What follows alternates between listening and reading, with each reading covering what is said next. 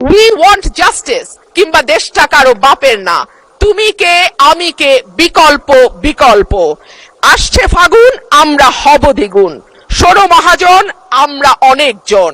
Change the rules, be a voice not echo. দিনে নাটক রাতে আটক, নাটক কম করো প্রিয়। হামাক ব্যাটাক মারলু কেন? মিছিলের সামনের সারিতে নারীর প্রয়োজন হয়, পুলিশের টিয়ার শেল লাঠিচার্জের সামনে নারী ঢাল হয়ে দাঁড়ায়।